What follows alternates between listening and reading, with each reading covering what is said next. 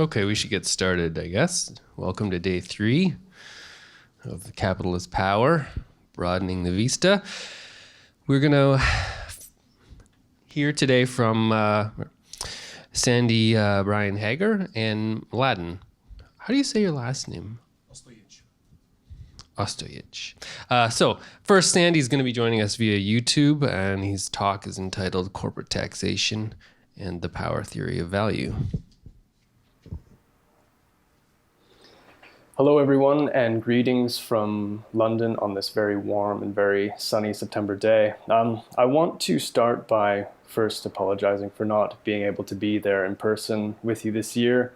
Judging from the program, this is an event that I should really be attending, but unfortunately the conference just happened to coincide with what is probably my busiest week this entire year, so it's unfortunately that we couldn't make things work out. Today, I'm going to be presenting for you some new ideas that I have, which are related to a new project that I'm in the process of starting up on corporate taxation.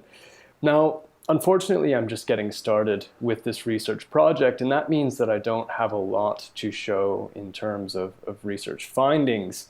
At this point, I have to admit that I have more questions than I have answers. But this is certainly going to be useful for me because it gives me an opportunity to receive feedback from you smart people at this formative stage in the research process. So with all that in mind, there are 3 things that I want to do in this brief presentation. First of all, I want to lay some of the groundwork and motivate why I think we should care about corporate taxation. I'm also going to outline what has already been written on this topic, and I'm going to evaluate how the question of power has been dealt with in the existing literature. Second, I'm going to introduce some of my own preliminary research on corporate taxation. And finally, I want to conclude with a discussion of where I want to take this research project in the future once I've got a bit more time on my hands. All right, so a good place to start, I think, is with the question of why we should care about corporate taxation. As I'm sure you're aware, corporate taxation has become a hot button issue in recent years. And if you open up any newspaper or if you open up any news website, you're bound to find stories and headlines which discuss, tax scandals almost daily involving giant corporations such as Apple, Microsoft, Starbucks, and Google. To put it simply, I think that taxation is one of the key battlegrounds where corporate power is exercised and contested within contemporary capitalism.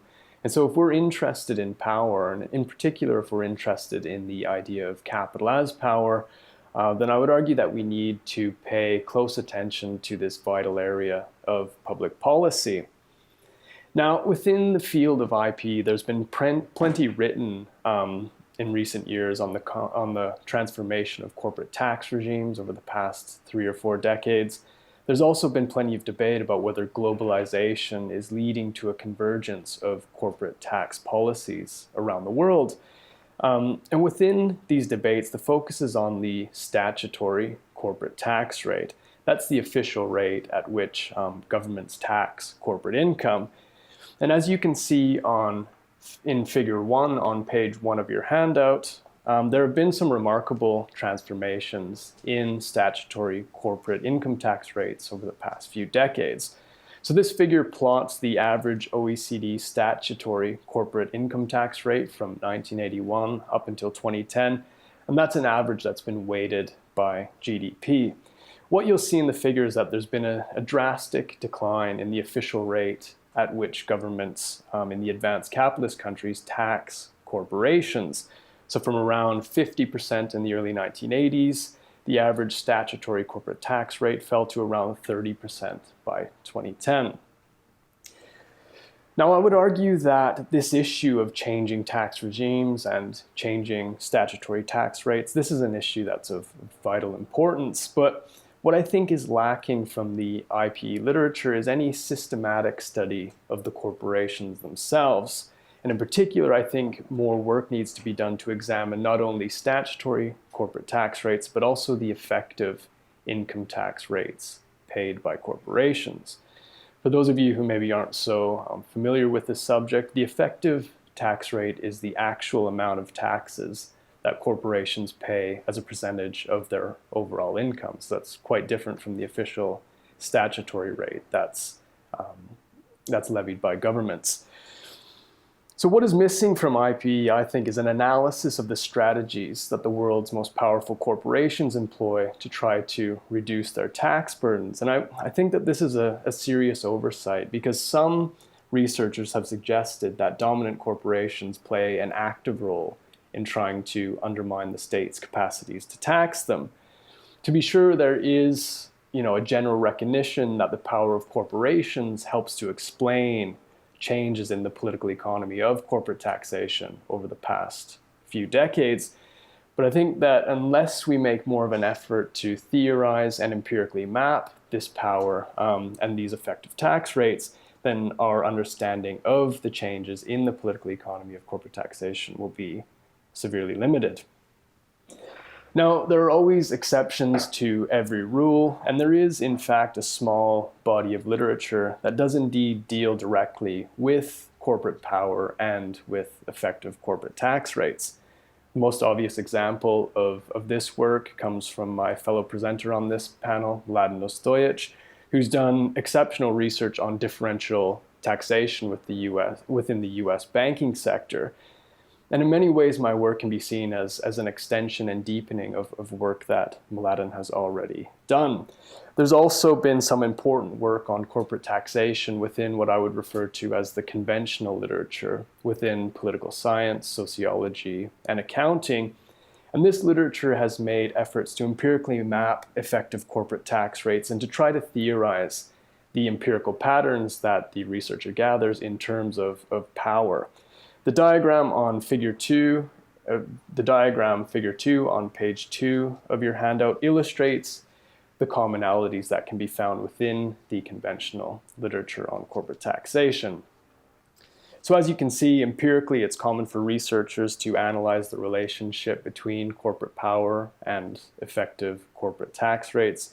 Usually these are econometric studies, and they're based on some sort of linear regression analysis using either univariate or multivariate models. The common proxy for corporate power in these studies is corporate size, which serves as the so-called independent variable. So researchers take either the aggregate concentration ratio, or they look at individual firm size, which is usually measured by total assets. And they look at the correlation between these proxies for corporate power and the independent variable, which is the effective tax rate. And the effective tax rate that they use is either for entire sectors or for the individual firms. If the statistical analysis reveals a negative relationship between these two variables, then this is seen as evidence for the corporate power hypothesis. So the idea is that large corporations use their vast resources to influence politics and in turn to lower their tax burdens. But if the statistical analysis reveals a positive relationship between the two variables, then this is seen as support for what is known as the political cost hypothesis. And this hypothesis states that large corporations are subject to more public scrutiny by governments and by civil society, and that means that they're less likely to get away with tax avoidance and egregious tax strategies. So this is really the state of the art when it comes to research on power and corporate taxation, what I've outlined for you here in figure 2. And what's interesting to note about the conventional literature is that there's been absolutely no consensus. Even when the studies examine the same countries and the same time periods, they come up with radically different results and conclusions. Some studies find support for the corporate power hypothesis, some find support for the political cost hypothesis, and others find no systematic relationship whatsoever between corporate power and the corporate effective tax rates. So why is there no consensus? The problem is that the respective studies employ a wide range of measures, they use a wide range of assumptions, and so it's little wonder that the results should vary so dramatically. But what it means is that researchers can't agree on the most simple facts. And most importantly, what it means is that the conventional literature has difficulties answering a very simple but a very important question, And that is the question of how the tax rates of large corporations compare to their smaller counterparts. So do large corporations face a higher effective tax rate relative to the average? And how does this change over time? So to phrase the issue in the language of capitalist power, these conventional studies can't tell us much about the differential taxation of dominant capital. So before we even start to delve into this sort of statistical relationship between power and the pattern of taxation, then I argue that we need to tackle this simple question. Do large corporations pay more in taxes relative to the average? And I think that the very design of these existing studies prevents them from answering or addressing this simple question. So with the first type of study in figure 2, the problem is with the so-called dependent variable. So these studies examine the relationship between aggregate concentration and the effective tax rate for entire sectors. And if you look at the effective tax rate for an entire sector, then there's no way of differentiating between the tax rates paid by large corporations and the tax rate paid by small corporations. Here, corporate power is assumed to cause or to not cause a lower tax rate for all corporations that are involved in the sample. The second type of study in figure 2 is potentially more useful from the perspective of power. By focusing on individual firms, these studies allow us to gauge whether there is indeed a meaningful relationship between firm size and firm tax rates. So we look specifically at Corporation A and look at specifically at Corporation A's effective tax rate. But I would argue that these studies are still quite limited because they don't tell us much about the class dimensions of corporate taxation. In other words, because they're examining individual firms, these studies don't reveal anything about dominant capital. They don't allow us to specifically compare the tax rates of a cluster of giant corporations, whether that's the top 100 or the top 500 corporations or the top 1% or the top 10% corporations, what have you, and to compare the tax rate that those dominant corporations pay relative to the average. A final problem which plagues both types of studies outlined in figure 2 has to do with the fact that they're static. Since the results that are yielded are reported within a regression table, we have no indication of how the relationship between corporate power and taxation evolves over time. And this is very problematic for those of us who treat power as a dynamic rather than a static concept. All right, so what I want to do now is just present for you some of the preliminary research that I've done on the differential taxation of dominant capital in the United States. And that research is shown in figure 3 on page 3 of your handout. So what this figure does is it plots the effective tax rate for the top 100 US corporations in the CompuStat database, as well as the effective tax rate for all US corporations included in the CompuStat database.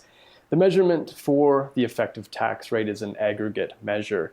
So for example, instead of just trying to average out the effective tax rates for each individual corporation within the top 100, I add up the total taxes paid by the top 100 corporations in a given year, and I divide it by the sum of total pre-tax profits that are earned by the top 100 corporations within a given year.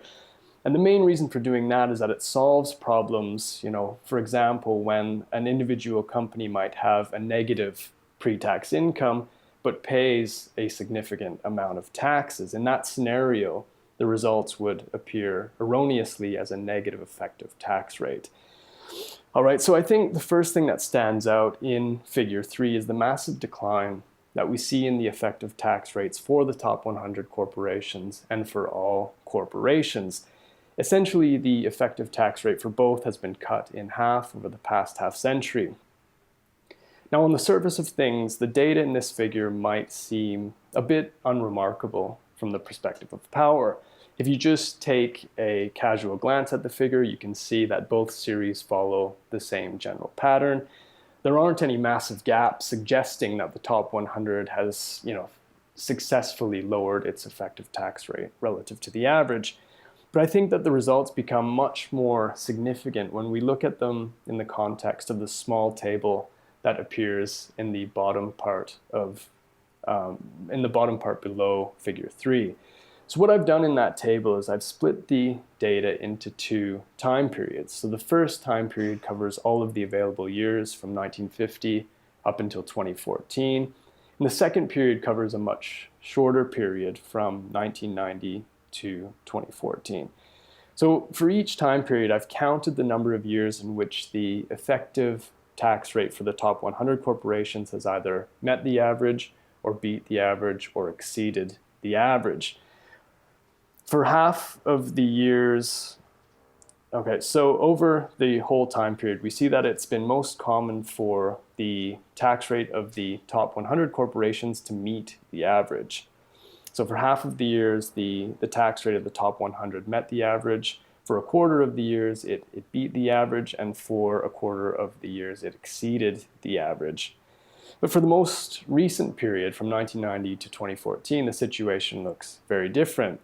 So from 1990 to 2014, the top 100 corporations beat the average for over half of the years, and they met the average for 40% of those years. There was only one year, in fact, from 1990 to 2014, in which the top 100 corporations' effective tax rate exceeded the average. So I think that as a starting point, this figure gives us a reasonable answer to the simple question that I posed earlier. Based on what we see here in figure 3 and in this table, I think it's fairly clear that over the past 3 decades, dominant capital in the US has become remarkably adept at reducing its differential tax burden.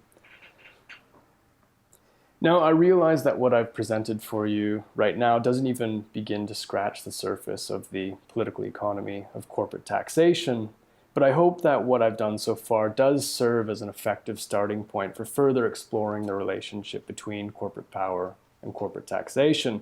And what I want to do now is just briefly conclude by raising a number of questions that I hope will guide the research project moving forward. So the first question is, how reliable is this measure that I've used in figure 3? So in other words, how effective is this measure at actually capturing the effective tax rate? In the denominator, I've used pre-tax income, but there's always a risk that corporations, especially large corporations, will engage in practices such as transfer pricing, which serve to lower their pre-tax income. And if that's the case, then this could distort my particular measure of the effective tax rate. So what I'll have to do in the future is develop a number of alternative measures to compare to the measure used in figure 3. And one possibility which was suggested to me a little while ago by Jonathan will be to use sales rather than pre-tax income in the denominator and see what sort of results that yields. The second question is, how do the effective tax rates break down within dominant capital? So how do they break down within the top 100? Are there firms from particular sectors that are causing the top 100 to consistently beat the average, or is this sort of a general phenomenon that goes across sectoral boundaries? The third question is, how does the US experience relate to patterns found elsewhere? For example, how does the effective tax rate of the top 100 US corporations compare to the top 100 corporations in the rest of the world? And finally, assuming that figure 3 does indeed capture something meaningful, then how do we explain what's going on here? Why have the top 100 corporations been so successful at reducing their relative tax burdens? And what role does power play in explaining these successes? Within the conventional literature that I outlined earlier, the standard approach is to look for a statistically significant relationship between the two variables. If there is a meaningful quantitative relationship, then corporate power is just assumed to cause lower effective tax rates. But then the analysis basically stops at that point.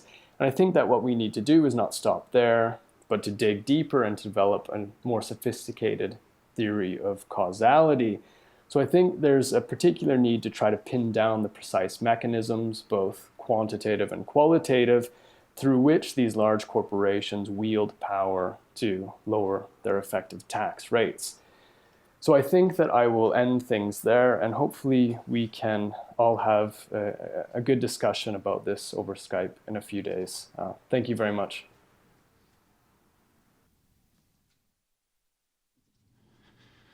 Good morning, ladies and gentlemen. My name is Mladen Ostojić.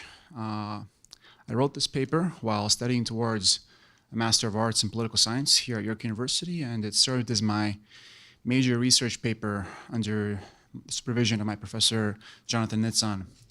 Now, this investigation started out as a comparative survey of sorts of effective corporate tax rates in the United States. So the question I asked was, how much was it that different corporate sectors were taxed on their profits? And furthermore, how did the variations of this taxation affect their performance? And by performance, I mean their after-tax profits. So how much were corporations in different sectors in the United States taxed on their profits, and what did this mean for their after-tax profits? And while looking at different sectors, I found that the banking sector stood out with profit and tax trends that were by far the most divergent from the corporate average. And this also reflected on the deregulation of American finance that led up to the financial crisis of 2007 to 2008, which is so often associated with the American banking sector. Now, we often hear that American banks are blamed for the crisis. We hear about all sorts of subprime mortgage bubbles and toxic assets and so on, and this all is set to tie back to excessive financial deregulation. And that's fine, but if we're going to talk about deregulation, one regulatory tool that I feel is often neglected is that of taxation, and it deserves far more attention. And indeed, while researching taxation in the United States, corporate taxation, I found that I found one particular thing that I thought was an interesting anomaly, and it shed a lot of light on the topic. And that was that in the 1980s and 1980s, the 1980s and the 1990s, the American banking sector faced rising tax rates, effective tax rates, compared to the corporate average. And yet, at the same time, it managed to simultaneously outperform average corporate after-tax profits up until the crisis. So, despite the fact that American banks were being taxed at a higher effective rate, they managed to outperform the corporate average up until the crisis. And in brief, I use this finding in my presentation here to argue two things. One, it is that the narrative that we so often hear of excessive deregulation leading up to the crisis makes sense from a tax perspective. Why? Because the performance of the banks in the decades leading up to the crisis was so strong that even after-tax profits overcame the higher tax burden and led to a crisis. And two, I argue that there was a mutually beneficial tax arrangement between banks on the one hand and the American government on the other hand. And the reason I say this is because it was ultimately the government that was behind the taxation and regulation of banks. This all stems from state authority. And in so doing, the government on the other side of the equation shared in the spoils of this banking profitability through higher tax revenues. And with that, let's move to consider the evidence. And if you're following in the handout, go to figure 1.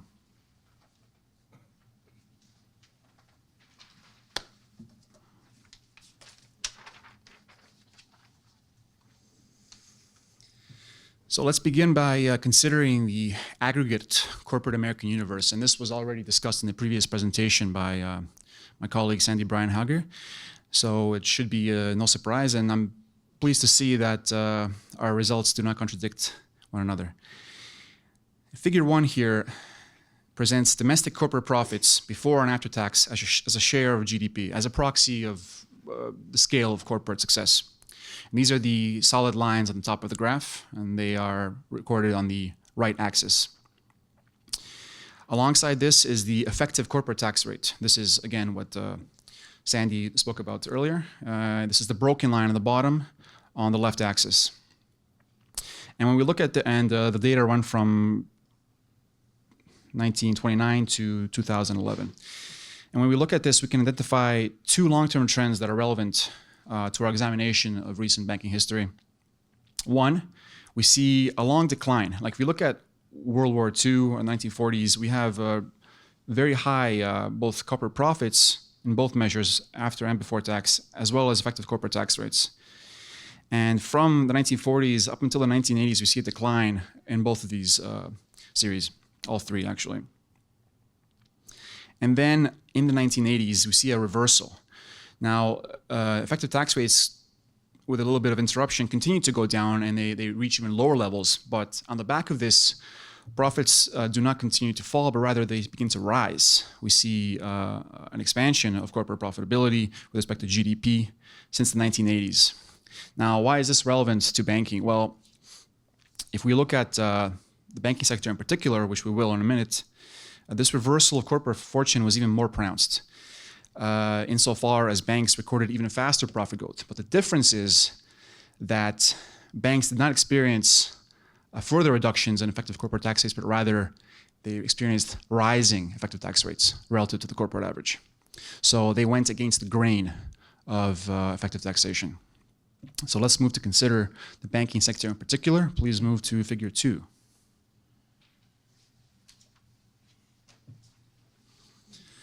So this is where I began to disaggregate by sector, and I looked at the banking sector in particular. I should point out that all these profits, again, are domestic.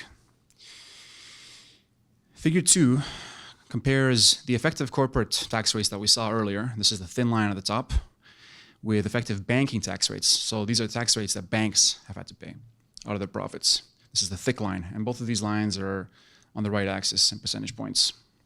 Alongside this, we see a broken line at the bottom, and this denotes banking profits after tax as a share of corporate profits after tax. So in other words, out of all the after-tax profits in the corporate universe in the United States, how much of those came from banks?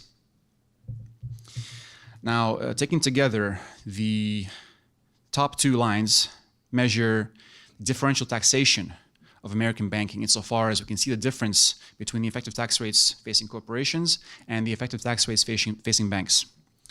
And the bottom, the broken line measures differential performance insofar as we see how banking profits after tax performed relative to corporate profits after tax. Now, if you look at the differential taxation component of this, we can see that banks enjoyed an almost uninterrupted differential tax advantage for much of the 20th century. In other words, they have had to pay less out of their profits than the average corporation for much of the 20th century. And you can see this simply visually by looking at the space between the 2 lines. If we look at, and then you might ask, well, okay, or rather, let me finish this point. This was strongest from around the 1940s to the 1980s. In the 1980s, something interesting began to happen. This differential tax advantage began to shrink and eventually disappeared. If you'll notice, after the 1980s, if you remember from figure 1, corporate tax rates began to fall once again, but as you can see, the banking tax rates began to rise, and the 2 converged. So this advantage that they once held over the corporate average began to disappear. And you might ask, well, okay, what does this mean for corporate performance? And what can we say about corporate taxation with respect to corporate performance after tax? Well, during the 1940s, 60s and 70s, from 1940s into the 1970s, we see that by looking at the broken line, banking profits did make some gains over the corporate average. The line increased somewhat. And then in the 1970s, interestingly, they began to shrink, and eventually they collapsed in the early 1980s. This reversal of this collapse marked a turning point. Again, like I said, this is where corporate profits began to converge with banking profits. They lost their differential tax advantage. So what happened then? Well, interestingly enough, banks not only recovered, but they managed to outpace the corporate average. In fact, banking profits started to rise very quickly, and by the 1980s, and ever since then, the profits coming from the banking sector as a share of corporate profits were significantly larger. Before the 1980s, we can see that it rarely exceeded 10%, not including the 1930s, which are an unstable period in American history. But since the 1980s, or at least in the late 1980s, we see that the levels were in the order of 15 to 35%, much, much higher as a percentage of corporate profits after tax than was previously the case. And also, it should be noted that the profits themselves, the levels have fluctuated a great deal. There's a great deal more volatility. And you might ask, well, how can this be? How is it that they managed to outperform so successfully? And why is it that they're fluctuating so much in their profits? Well, this fits into the story of heavy deregulation. It's very consistent with the concept of a deregulated sector that is profiting heavily with less stability, perhaps. And then you might ask, well, okay, but what happened during the financial crisis if it's all around banks? Well, the financial crisis did disrupt this success, but not by disrupting profits, rather by disrupting effective taxation. Because if you look at the very end, this only goes until 2009 for the banking measures. Although I did separate calculations that suggest that this continues for a few more years. There's a renewed differential tax advantage, if you will. Banks, once again, the fat line drops very, very rapidly. And what that does is it creates another differential tax advantage for banks relative to corporations. And on the back of this, you see that corporate profits on the broken line, they remain fairly high and fairly volatile. And this, I should point out that this contradicts the notion of a struggling banking sector. We hear that the banks were especially hard hit by the crisis, and that may be true, but as a sector at the very least, not in the disaggregate, but as a sector, they managed to retain the profitability. So they weren't relatively hard hit compared to the average corporation. And this is largely thanks to their effective tax rates having dropped. So in summary, banking profits since the 1980s have increased against the grain of differential taxation. This is nothing less than a drastic upsurge in banking performance that likely involved some form of deregulation. But if we accept the deregulatory hypothesis and we say deregulation was at work, then we ought to consider the government, because it was the government authorities, the fiscal authorities, that were behind both regulation and also taxation. Not just in the legal sense, which is not the focus of this analysis, but rather what it meant for their finances. And with that, let's turn to figure 3.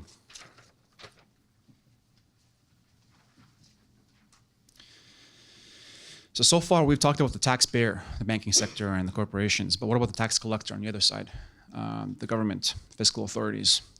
And the question we need to ask is, if banks performed so well due to whichever government policies allowed this, did government finances also benefit? The answer is very much so. Figure 3 here displays tax payments from corporations, that's a thin full line, and from banks, the thick full line. And these are presented as a share of government current receipts. In other words, out of all the receipts that the government is taking in, all the money that's coming in, how much of it is coming from taxing banks, how much of it is coming from taxing corporations. And essentially what this does is it tracks the importance of corporations and banks for the government and how dependent they are on those taxes. Now, the one thing you'll notice immediately perhaps is, and I should point out there's also a broken line here. This is not so important. It's a proxy for the size of government, which has gone up throughout most of the 20th century. But the thing to really focus on are those two full lines. And if you look at the thin line, we see that from the 1940s, 1950s, where there were very high levels of tax payments. So the government was very dependent on corporate taxation. They dropped drastically up until the early 1980s. And since the 1980s, they've been stagnant, and they rarely exceeded 10%, which is compared to the 20s and even the 30s sometimes in the 1940s and 50s. So what this means is that corporations in their totality have become far less important for government finances. On the back of this, what happened to banks? Well, we see that with the exception of the 40s and a little bit into the 50s, they largely match. They go up and down with the corporate average, so nothing really different is happening here. But after the 1980s, well, things change.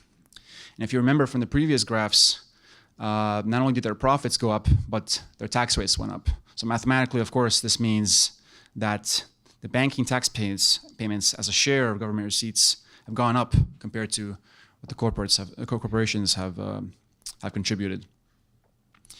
And some numbers for you, they reached values of over 1% by the 1990s and almost 2% at their peak in 2005. Now, this is a rather large contribution. You have to put this into perspective. This is a single corporate sector. And out of every $100 that the government collects, 1 or 2 of those dollars come from taxing banks. It's a very large figure. And this shows a very largely increased dependence on the banking sector in the United States. And furthermore, this is a mutually beneficial relationship because on the one hand, we have banks profiting very well. On the other hand, you have government collecting a great deal in tax revenues. But then the question becomes again, what happened during the crisis? Well, if you remember in figure 2, we saw that there was a rapid drop in effective tax rates. And As such, banking tax rates, or excuse me, banking tax payments have shrunk very rapidly and down to only about 0.2% in 2009, at the lowest point here, which is 10 times lower than it was just a few years earlier. And since banking profits held, if you remember from figure 2, banking profits held while tax rates were the things that dropped, it's the government that bore the brunt of these losses. Now, this is consistent with the notion of, or not the notion, but rather the fact that the American government attempted to bail out and support the banking sector in the wake of the crisis. And this may seem like not a very big deal, but it's just a single sector's tax payments, but they're quite large. They're in the tens of billions of dollars if you do the math. It's just not a small amount of money by any means. So overall, we can see that the banking sector has certainly grown in importance to the American government in the fiscal sense. And this reveals a sort of symbiotic tax arrangement of deregulated banking profits that were very high, being taxed at higher rates. But again, the recent crisis seems to have challenged this establishment, and its future is uncertain, because if deregulation was behind this and it backfired, leading to fiscal stimulus, it's hard to tell what's next for American banking. And that brings me to the end of the data.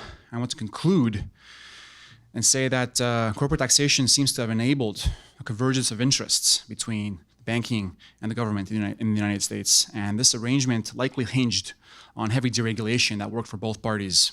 On the one hand, we have banks who enjoyed higher profits, and on the other hand, we have the government who enjoyed higher tax revenues. The arrangement collapsed during the financial crisis as tax rates fell to sustain profits.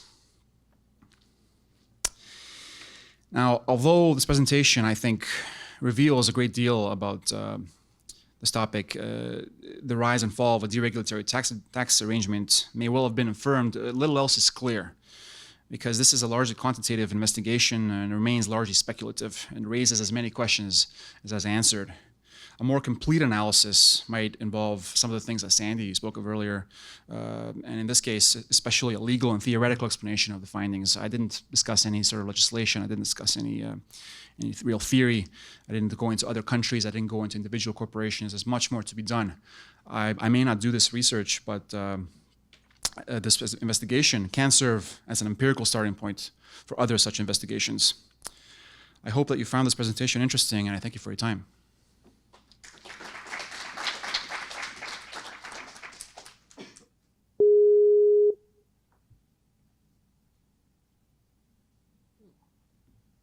Hi, Sandy. Can you hear us? I can hear you. Just 1 second. I can't see you.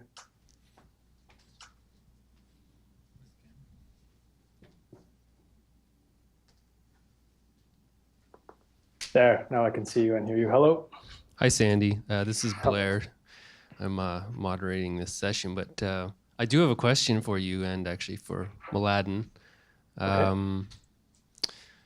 So both of you studied effective tax rates, and it seems to me, as a non-expert in this field, the other side of the equation is the size of the profit. So if you're looking at, for instance, the top 100 corporations, if they have even a slight decrease in the effective tax rate, if they are differentially accumulating in terms of their total profit, that might decrease the total amount of tax that they pay quite a bit.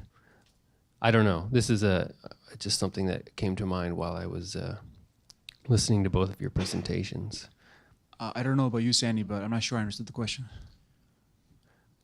So Could two you just parts of repeat the last part of it, Blair? so two parts of taxation, which is the tax rate multiplied by the total amount of profit. So if total profit changes, then the total tax paid to government, which is ultimately what maybe governments care about, or as citizens we care about, if the total tax paid declines, either as a result of effective tax rate or changes in profit. So I'm just saying you guys have both looked at the effective tax rate, but the other side is the total tax paid by these corporations. Is that important to look at? If I may, well, I believe this is what was discussed in the third figure of my presentation. Right. You did it. Yeah. So I was. So yes, I looked at it. Yeah. I mean, but what else are you asking? So for Sandy, for instance, looking at the CompuStat data, I thought that might be interesting to look at. The audio on this keeps cutting out. Oh. I don't know what the solution will be to that, but maybe we could try. I'll try to switch over to my phone. Okay. Yeah. Not usually.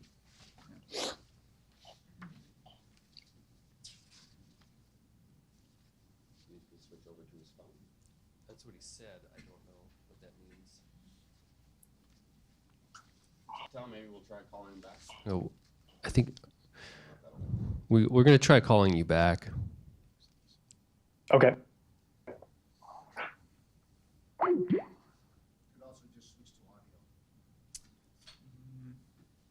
Cut the video. Try audio, you think?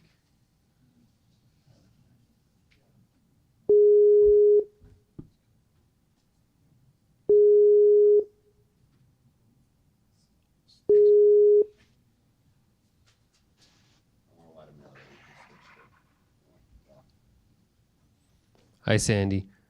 Hello. We turned off the video, hoping that might help with the quality of the sound. Okay, I switched over to my phone and everything seems to be crystal clear, at least for now. So Okay.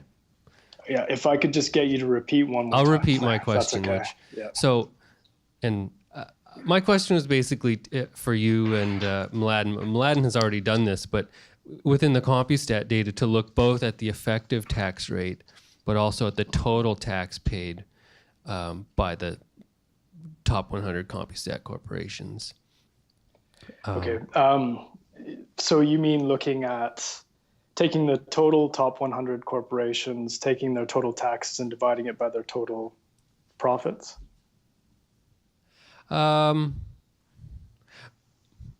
Maybe looking at the percentage of tax paid by the top 100 corporations. So not their tax rate, but how much the government actually gets out of them in total. I see. Yeah, I never thought about that, but that would be an interesting way of doing things. I did. So the total corporate tax bill that's paid by the top 100. Yeah. So even because this would incorporate changes in their size. If they're getting much more profitable, because the tax rate analysis doesn't show how these large corporations perhaps have gotten much larger over the last 50 years. Yeah, that's really interesting because within the existing literature, it's entirely focused on the effective tax rate, as far as I know. I don't think anyone has done that yet to this point. I did do something similar with the largest banks a number of years ago, but I wasn't confident enough in the results because I used different data sources and confronting them was a little bit problematic. Everybody can hear me? Yeah. Good. But yeah, you're oh, there we go. Well, maybe not too loud, eh? The point I think you're trying to make is if the biggest corporations are profiting very well, but at the same time they're lowering their effective tax rate. These are trends that push in different directions. In my graph, we saw that a certain sector has been profiting at a higher rate and it's been taxed at a higher rate. That's very simple to figure out. But of course, we have to look at the top corporations. What I think you're suggesting as a further avenue for research is looking at the biggest corporations and seeing whether their share of tax payments to the government is larger compared to their corporate universe. Yes, that's exactly what I'm saying. That's an excellent question. I don't have concrete answers for you at this point, but maybe later. Questions?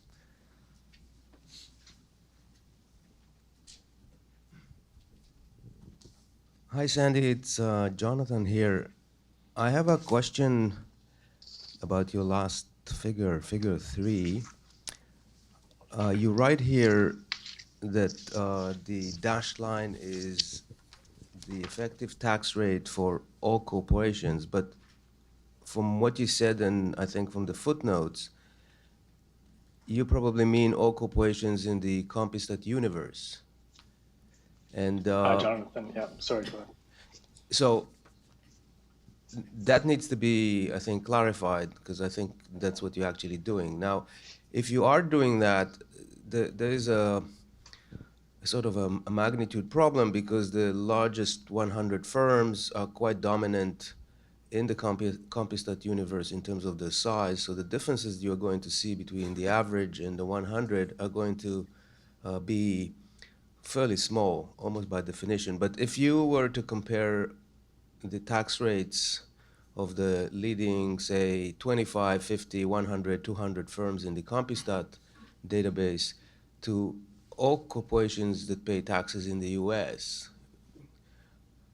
of course, the largest ones are very, very big, but still you have a much bigger universe. So the numbers are going to behave quite differently than what you have here in the chart. Here you have almost very minuscule changes that you have to really fine-tune to tease some meaning out of, because you're looking at the big universe and a subset of it, of the big corporate universe. Another possible way to amplify those differences, that you can analyze them better, is to exclude the largest 100 from the total and then compare the 100 to all other firms. This is the approach we took when we just started to do research in the 1980s. So we would compare, say, the largest dominant firms to all others. And that actually amplifies or magnifies the differences quite well, because sometimes these rates, or whatever variable you look at, move in opposite directions rather than moving in the same direction but at different levels. So that is the suggestion I would have. Okay. Hi, Jonathan, and thank you. Just as a point of clarification, yes, this isn't all corporations, but all. When I say all corporations, I mean all of the corporations in the Compustat universe. So that is a crucial distinction I should have made. I think in terms of comparing the top 100 to the actual total to all corporations in the US, I'd have to change the measurement. I'm not sure if national accounting data would allow me to use this particular measure, but I'll have to look into it. As far as looking at the top 100 versus the rest, rather than including the top 100 in the denominator as well, that's something I will definitely have to do in terms of future research. So just one follow-up point on that. I encountered the same problem when I was writing my dissertation in the 1990s, and I found an alternative source to the national accounting data was the IRS. So the IRS would give you quite a lot of detailed information. The problem is that the definitions that they use are quite different, or at least they were when I used the data in the 1990s, quite different from the accounting practices that are reported in Compustat. So there is some transformation that is required between the data to bring them to some sort of common denominator, or to appreciate what the biases might be. So it's not a trivial thing, but you would find that as an alternative source as well. Yeah, okay, thank you.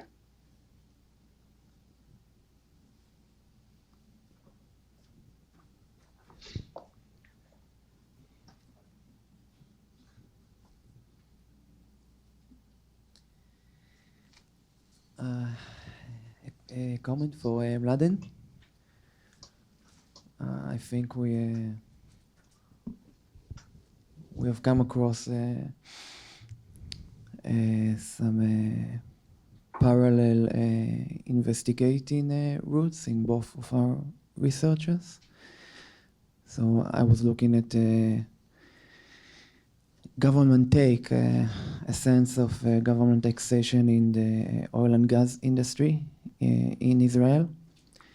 And I was focusing on risk when I talked about it. And you're, I think, doing something similar, looking at this alignment of interests and how it affects the accumulation of the banking sector. So in Israel, it had a big effect on the actual tax rate, which looking at the overall commodity price over time, they didn't, for now at least, looking at expected earnings, they don't outperform, at least when you look at what they could have achieved without this tax.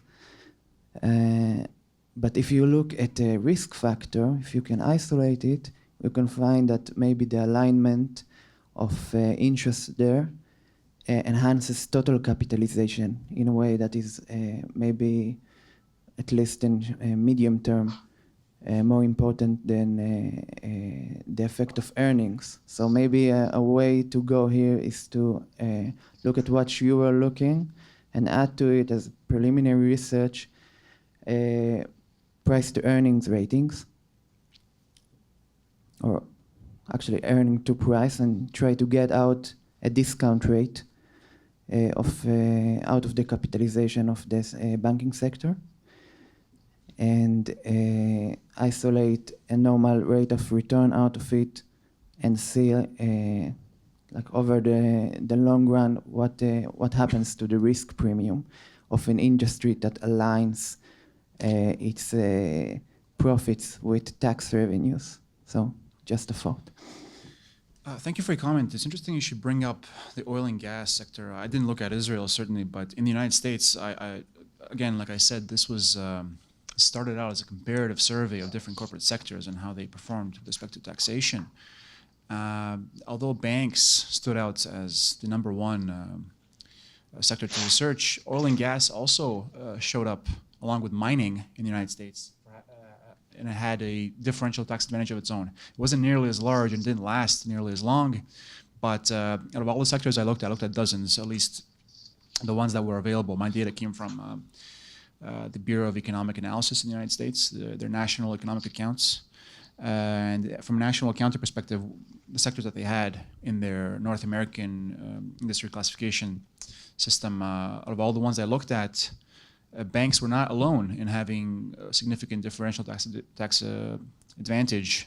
Oil and gas was one of the other sectors, along with mining, that had a much lower tax rate for quite a long time, actually. I didn't look at profits, and I can't really speak a whole lot on that, but perhaps it's not unusual, perhaps even in Israel, oil and gas is taxed at a lower rate for reasons that are beyond us right now.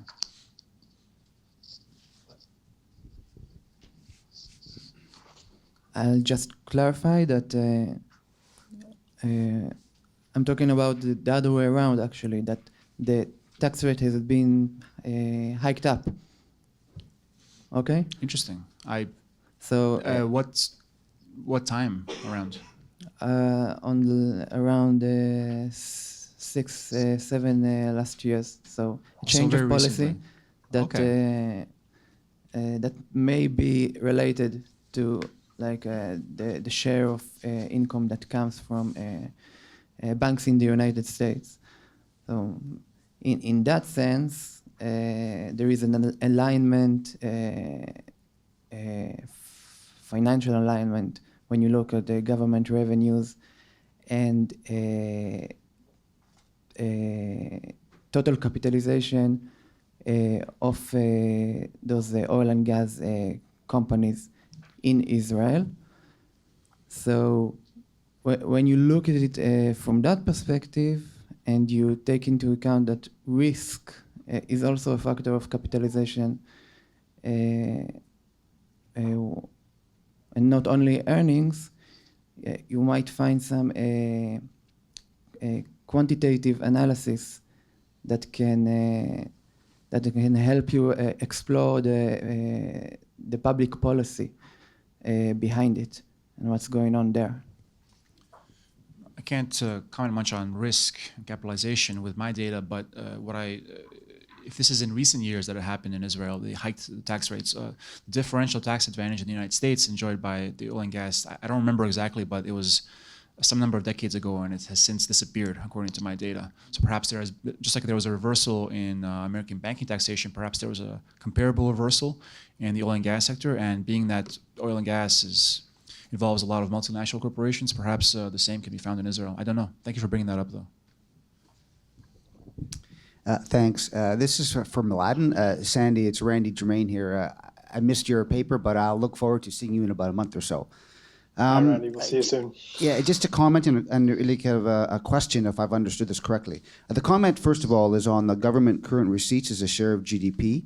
That to me looks high. I'm just wondering, is that all government receipts or just federal government receipts? Because I only ask because I read something not too long ago which pointed out that federal government receipts are at their lowest level in the post-war period now at about 19 or 20%. You have it here at 30%. So I'm just, first of all, just a kind of comment on that, and if you could clarify that. The question really, I think, refers to the, if I understood you correctly, the inference you were drawing from the banking tax payments as a share of government current receipts. I took you to be implying that it was a very large number, and therefore that presumably the federal government of the United States was responding quite directly, I guess, to the favorably to the interests of the banking sector, and we could draw maybe some further inferences about deregulation, et cetera, et cetera. I'm just wondering if you could take, maybe spend a couple of more minutes talking about how you would draw that inference, because as I read the graph, if the 1% of the government's revenue is coming from the banking sector, 99% is not. And that's 1/10 of the overall corporate sector. So to me, that would indicate that that we're looking at a situation in which the federal government would not actually be beholden to the banking sector, and therefore would be quite have quite a lot of capacity to respond to public pressure, for example, to regulate them more. And certainly, if you you kind of follow that and listen to the banking community, they are being over-regulated almost to death. So I'm just kind of wondering, A, if I've understood you correctly, and B, if I have about your inference, you might spend another minute or two kind of walking us through how you arrived at that. Thank you. First of all, let me say that if I understood what you said, you understood what I said quite correctly. Everything you said, from what I heard just now, sounds about right. So you understood correctly. As for the inference that the banking sector is very important to the United States government, it's not as important as other things, and I'm not saying that the government is all of a sudden bound to some fiscal imperative that they have to prop up the American banking sector. I didn't want to read too much into this, especially during the presentation, because it's largely speculative, but I think it adds a certain component. If the banks are all of a sudden profiting so well, and 1%, 2% doesn't sound like a whole lot, but it's quite large for a corporate sector. More important than the actual monies that are coming in is the fact that the banking sector in the United States and most countries, if not all countries, is such a central part of political economy. That's the real reason you want to prop it up, not because you can make a little bit more money. I mean, although that's a part of the story that's not looked at, and I thought that was very interesting. I brought it up simply as a point of curiosity rather than some sort of strong political statement. But you're right, it's not. Perhaps I blew it up a little bit too much, but it's part of the story. I thought it was a neat little trend. And I'm not trying to read too much into it, make any strong normative statements. Again, this is largely speculative. It's almost entirely quantitative. I didn't really discuss anything beyond that, so I don't want to extrapolate too much and make any bold statements. But good points. Well, I think you should extrapolate just a little bit. I'm not some of my work is much more on the policy end. I've spent far too much time looking at Dodd-Frank, for example, and I think there is a story to tell which this kind of research can be an important part of, about the well springs, if you will, of influence. And that shape the relationship between, say, a particular sector and the government. And I think, but to take that, there has to be a kind of an institutional element that gets added to it that is less amenable to this particular mode of investigation, but not at all adversarially related to it. I mean, you can actually, I think, bring them together, and that would, in a way, close that loop and allow you to make slightly stronger, I think, claims that are not that are fairly well grounded. Perhaps I don't know that I have guts, but yeah, you could do that.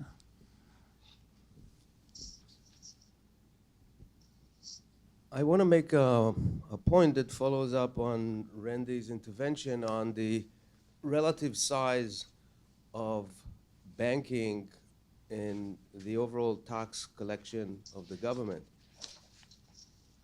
I mean, if you look at the data from we're talking about the last figure, figure 3 in Mladen's charts, and the contribution of the banking sector was about 0 or slightly above 0 in 1980, and it rose to 2% in the early 2000s. Now, if you look at current government receipts as a share of GDP, it barely moves. It remained more or less flat from 1980 to the early 2000 or to 2010, and even declined a little bit. So there is a large chunk of government receipts that is not really discretionary and is very difficult to change. So if you think about the incremental significance, especially given the enormous debates and the enormous pressures on the government to reduce the deficits and so on, a jump from 0 to 2% could be quite significant. I'm not saying that this actually proves the point, but if you look at the marginal changes, they could be quite important when it comes to policy, I think, as opposed to just looking at the overall magnitudes, because we're not moving here from 50% to 100%. These things do not happen in a tax regime. It's the great debates are about really marginal things. 0.5% is a lot.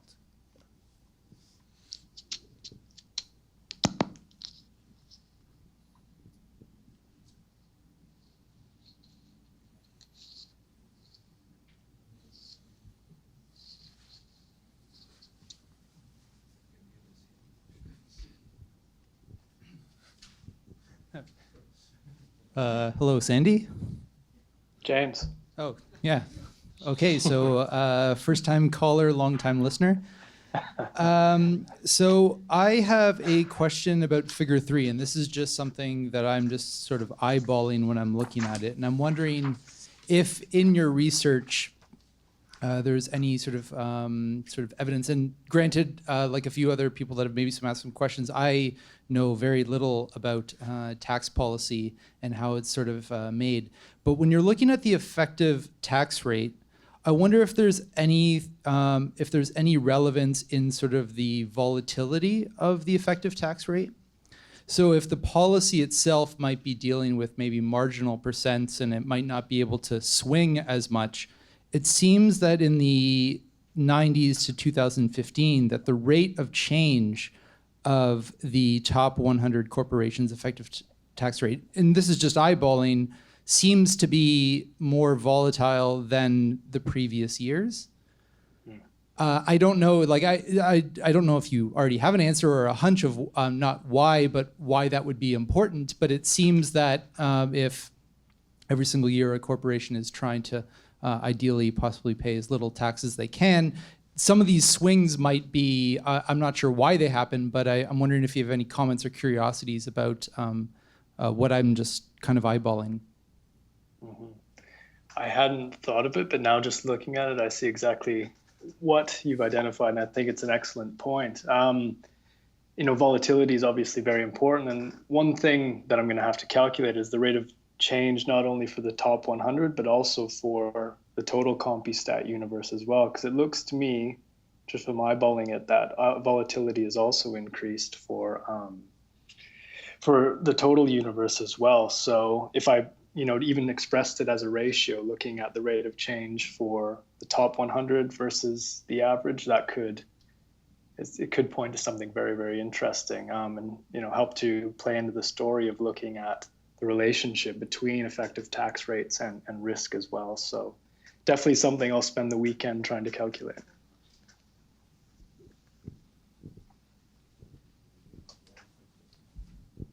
This is Blair again. So a question and suggestion for Sandy. Question, maybe you can explain to us non-experts why, or both of you actually, Mladen or Sandy, why effective tax rate diverges from the official stated tax rate. That's not clear to me why that'll happen. And I have a question for Sandy. There's a lot of good, you're in the UK now, there's a lot of good European databases like Amadeus. I don't know if you have access to them, but they're kind of equivalent to CompuStat, so they might be of some use to you. Mladen, do you want to start? Sure.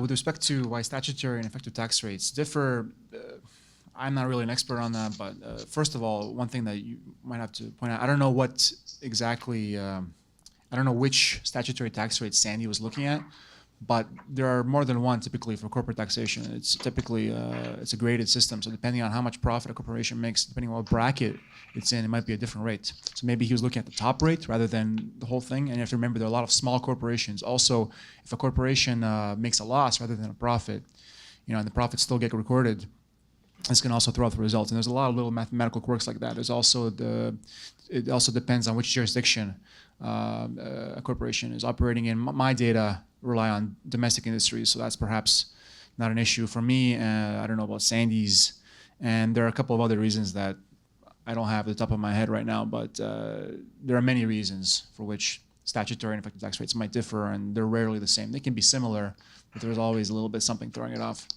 Sandy? Yeah, I can't claim much expertise at this point as well, but in terms of the differences between statutory and effective tax rates, I think one of the reasons why they might differ has to do with tax breaks. And so the government can set an official statutory rate, but if a corporation can use a bunch of tax incentives and tax loopholes and tax breaks to get below that statutory rate, then that would make a difference. There's also the issue, I guess, of tax havens and hiding money as a way to get below the statutory rate. One thing that I didn't point out as well, which is very, very important with the CompuStat data, is that these effective tax rates aren't tied to any tax regime per se. These are the worldwide effective tax rates that these corporations pay. Okay, so it's based on their total income taxes that they pay worldwide and as a percentage of their worldwide profits. So that might explain in part why the effective rate deviates from the statutory rate as well. And Blair, in terms of your question about Amadeus, I think I have access to it. Is that the same thing as the Orbis database? I have no idea. Yeah, I think it might be the same, but that's the one that includes both private and public corporations, if I'm not mistaken. I just have to learn how to use it because I've tried to use it when I was at Harvard and it did not seem intuitive to me whatsoever. Just to address further the idea of the effective tax rate versus the statutory tax rate, there are, in addition to various tax breaks and incentives, different sectors actually will get different incentives depending on what the tax policy at the federal or state level is at any one time. Sometimes they want to stimulate one sector versus another.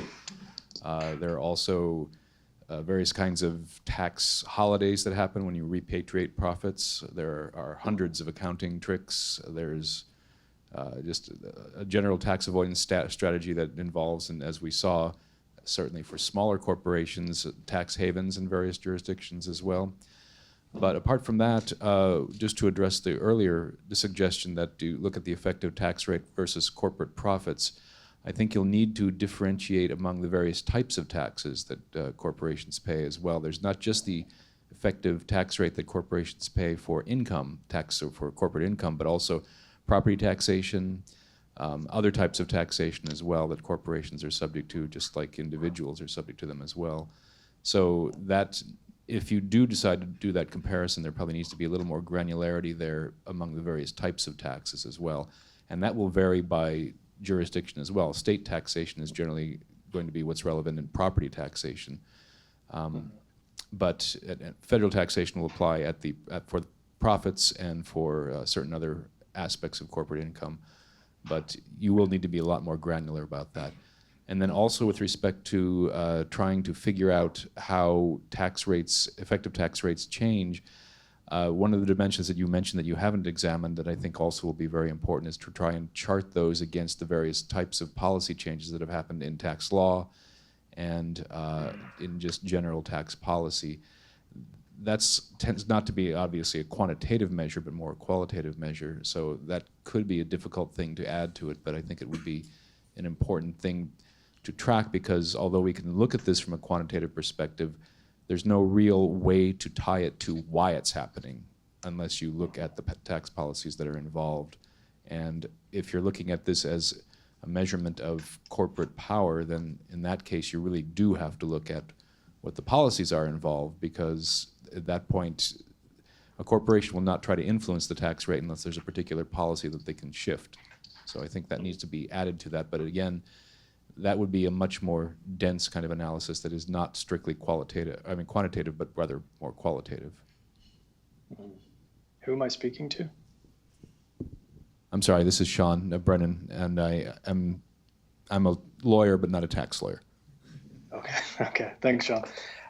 Yeah, that makes a lot of sense to me, and that qualitative story is certainly something that will come further down the line, and I think charting it against policy changes is the best way to go. As far as looking at other taxes paid, that will be something that I can certainly do for the US experience, but one reason why I kept it broad, at least initially, is because ideally what I want to do is compare the US to other jurisdictions as well. I think looking at income taxes, although it's not easy, it's much more easy to do a comparison of income tax rates, comparing the US to other places, than it is to take the whole tax regime. But when I'm looking strictly at the US experience, I think definitely I'll have to incorporate other forms of taxation as well, given the nature of the federal system in the US. Okay, so we have time for one last comment, and then we're going to have to end the session. It relates to what Sean brought up, dealing like with the qualitative aspects of it, like where do we even start? I think it's already connected to quantitative analysis, like in the banking sectors, when you focus on earnings, like when traditionally I think about banking, I think about the source of earnings, and think about the interest margin between loans and deposits. Like that's traditional banking profit generator. So if that's what's going on when the effective tax rate rises and when the overall profit of the banks going up as well, or are we talking about more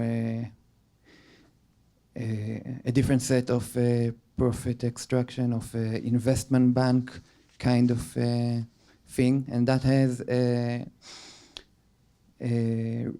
relevancy to the kind of policies and tax policies that relates to different kinds of profit mechanism, earnings mechanism. So do you know what?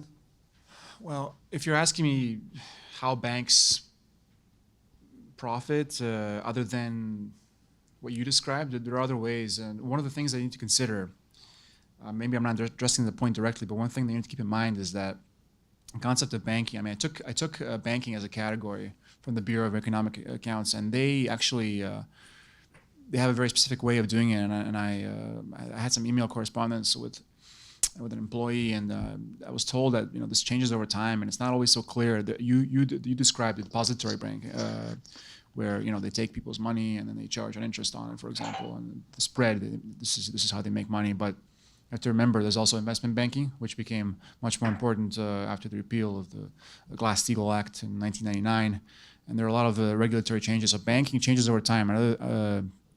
Not just from the legislative perspective and how they're treated by the authorities, but also in how they do their business. You know, the rise of derivatives, for example, the rise of all these new deregulated forms of banking. It's really hard to pin down what exactly banking is. And so it's very difficult to say. That's a second order question, an excellent question. I didn't really ask. I mean, I asked, but I didn't answer. Why is it that effective tax rates went up? It's very easy to see that it happened, but why it happened, that's some next level stuff that I couldn't answer, and I haven't gotten to that.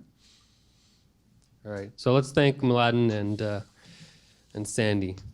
Okay.